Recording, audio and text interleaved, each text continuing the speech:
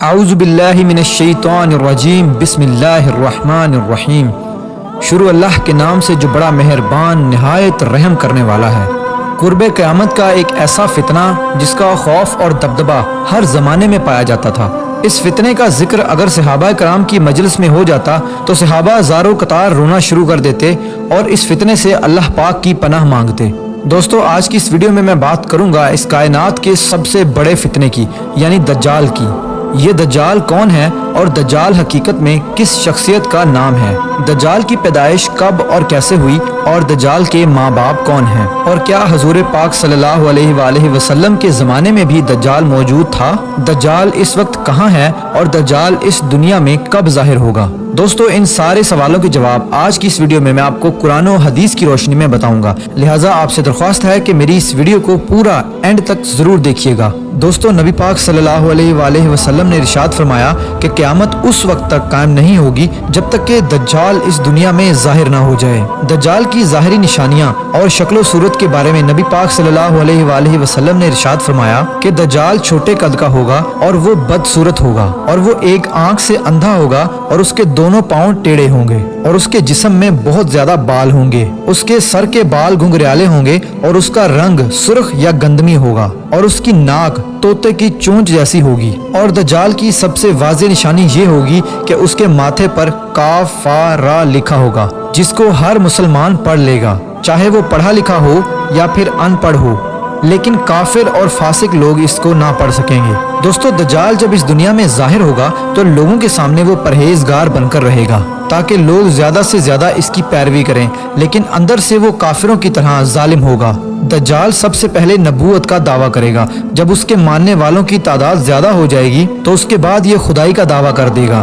دجال ایک بہت بڑی سواری پر سوار ہو کر پوری روئے زمین پر گردش کرے گا۔ وہ سواری اتنی بڑی ہوگی کہ اس کی آنکھوں کا درمیانی فاصلہ 40 گز ہوگا۔ دوستو، دجال کے پاس بے شمار طاقت اور بے شمار مال و دولت کے خزانے ہوں گے۔ اس روئے زمین کی زیادہ تر نہروں پر اس کا قبضہ ہوگا اور اس کی اجازت کے بغیر کوئی بھی پانی نہ پی سکے گا۔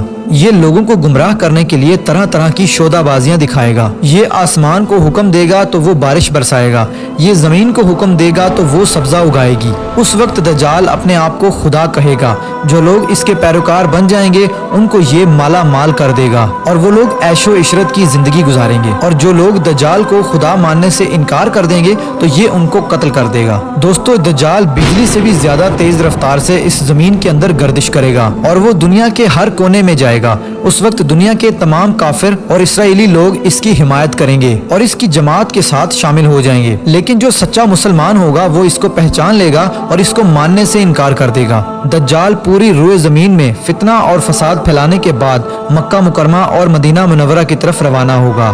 جب یہ مکہ میں داخل ہونے کی کوشش کرے گا تو اس کو مکہ میں داخل ہونے سے روک دیا جائے گا اور آخرکار مکہ سے ذلیل و خوار ہو کر مدینہ منورہ کی طرف جائے گا۔ اس وقت مدینہ منورہ کے 7 دروازے ہوں گے اور ہر دروازے پر اللہ تبارک و تعالیٰ کی طرف سے ایک نگہبان فرشتہ مقرر ہوگا جو اس کو مدینہ منورہ میں داخل ہونے نہیں دے گا۔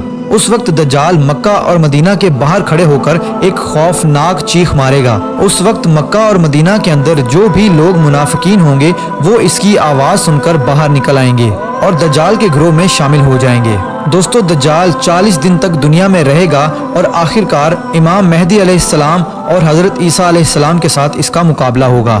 اس وقت دجال کا لشکر دنیاوی اعتبار سے مسلمانوں سے زیادہ مضبوط اور زیادہ طاقتور ہوگا۔ اس وقت مسلمانوں اور دجالی گروہ کے درمیان ایک بہت بڑی جنگ ہوگی۔ اس جنگ کے اندر دجالی ہار جائیں گے اور دجال کے لشکر کو بہت بری طرح ہار کا سامنا کرنا پڑے گا۔ اس وقت دجال حضرت عیسیٰ علیہ السلام سے ڈرتے ہوئے فلسطین کی طرف بھاگے گا اور حضرت عیسیٰ علیہ السلام اس کا پیچھا کرتے ہوئے اس کو مقام لد پر پکڑ لیں گے اور اللہ تبارک و تعالیٰ کے حکم سے دجال کو قتل کر دیں گے۔ دوستو، اب بات کرتے ہیں کہ دجال کون ہے اور اس کے ماں باپ کون ہیں۔ دجال کی پیدائش کے متعلق مختلف روایات ملتی ہیں، جیسا کہ نبی پاک صلی اللہ علیہ وآلہ وسلم کے دور کی بات ہے کہ جب مسلمان مکہ سے مدینہ کی طرف ہجرت کر رہے تھے کہ انہی دنوں میں مدینہ کے اندر ایک یہودی عورت نے ایک بچے کو جنم دیا جو کہ پیدائشی کانا تھا پیدائش کے اعتبار سے یہ بچہ بہت عجیب و غریب تھا۔ بچپن میں یہ بچہ مدینے کے اندر بچوں کے ساتھ کھیلا کرتا تھا اور آہستہ آہستہ یہ بچہ مدینے کے اندر مشہور ہونے لگا اور مدینے کے اندر اس نے اپنے اوپر وحی آنے کا دعویٰ کر دیا اور یہ بچہ لوگوں کے ساتھ عجیب و غریب اور پر اسرار باتیں کرنے لگا۔ جب اس کی ماں کو یہ علم ہوا تو اس کی ماں حضور پاک صلی اللہ علیہ وآلہ وسلم کی خدمت میں آئی اور اپنے بیٹے کا سارا حال نبی پاک صلی اللہ علیہ وآلہ وسلم کو بتایا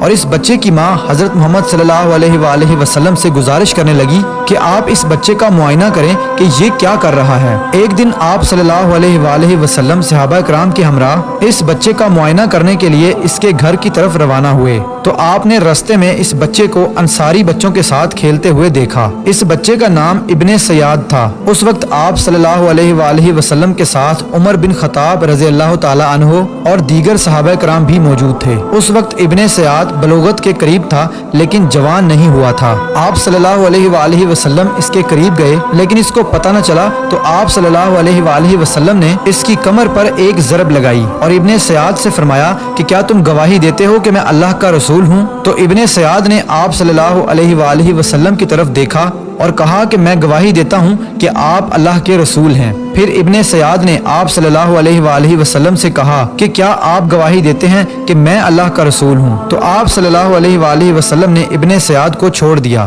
اور فرمایا کہ میں اللہ اور اس کے رسولوں پر ایمان لایا۔ اس کے بعد آپ صلی اللہ علیہ وآلہ وسلم نے ابن سیاد سے پوچھا کہ تو کیا دیکھتا ہے؟ تو ابن سیاد نے کہا کہ میں سمندر پر عرش دیکھتا ہوں۔ تو اس وقت آپ صلی اللہ علیہ وآلہ وسلم نے ارشاد فرمایا کہ وہ ابلیس کی چال ہے۔ تو اس وقت ابن سیاد نے حضرت محمد صلی اللہ علیہ وآلہ وسلم کو بتایا کہ میرے پاس سچی اور جھوٹی خبریں آتی ہیں۔ یہ بات سن کر آپ صلی اللہ علیہ وآلہ وسلم نے فرمایا پھر تو تیرا معاملہ الٹ ہو گیا۔ اس کے بعد آپ صلی اللہ علیہ وآلہ وسلم نے ابن سیاد سے فرمایا کہ میں نے تیرے لیے ایک چھپانے والی چیز چھپائی ہے۔ دراصل اس وقت آپ صلی اللہ علیہ وآلہ وسلم نے اپنے دل کے اندر لفظ دخان سوچا تھا۔ تو ابن سیاد آپ صلی اللہ علیہ وآلہ